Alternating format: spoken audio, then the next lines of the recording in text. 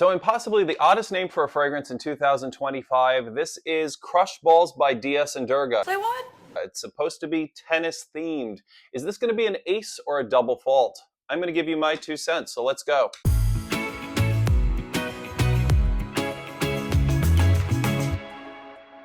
Welcome back to the channel. If you've already visited, thank you for coming back. And if this is your first visit, welcome. My name is Sean and this is my 2 cents. So today's fragrance that we're reviewing is called Crush Balls. It is by DS and Durga.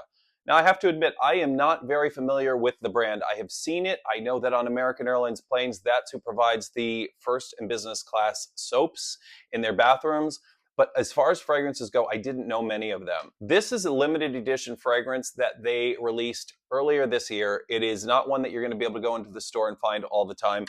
But the advertising on social media, it works. This is called Crush Balls, and they're theming it around tennis courts, tennis balls, and that sort of thing. And I was drawn into it. Without smelling it, I purchased it just because I thought it was interesting and I thought it would make a good review. So here we go. So as I said, this was a limited edition release for DS and Durga. DS and Durga is a Brooklyn-based indie company. They claim that they're known for unexpected, artful scents that tell stories. So Crush Balls, as I said, is supposed to be thematically a tennis scent. So basically what they're trying to communicate here is a tennis theme. Something sporty, something light, something airy. Before I smelled it, the name Crush Balls, I thought there was going to be some sort of a rubbery note to it, like a tennis ball. Think about opening up a tennis ball can.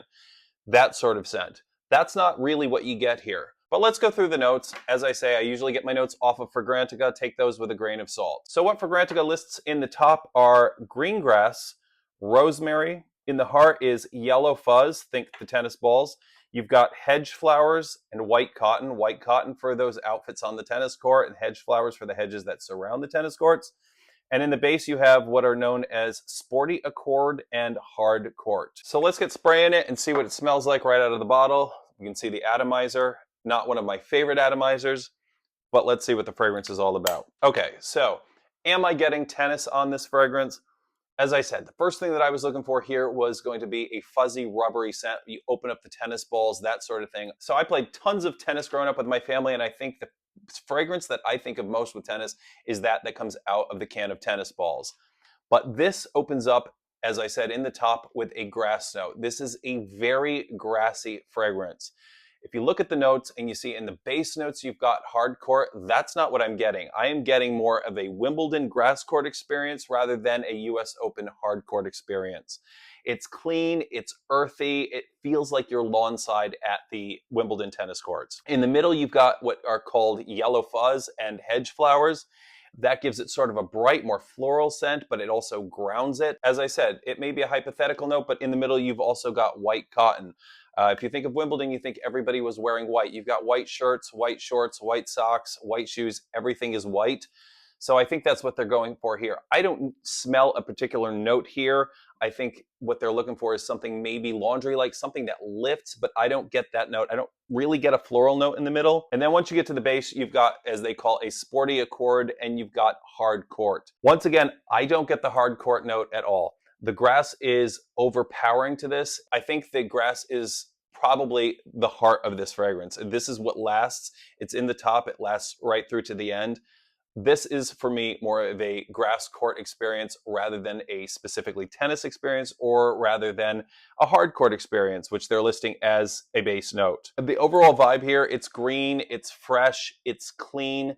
There's a sort of familiarity to it. It's a sporty fragrance. You could wear this to the gym. You could wear this out and about during the day. This is not a over-the-top beast mode fragrance. This is not something that's going to turn heads and make people ask you what you're wearing. Because this fragrance is so light and because it's just got that zing for spring and summer, I would say wear this in warm weather. I don't think it's going to be as effective wearing it in the winter. In the winter, I think about wearing something a little bit heavier.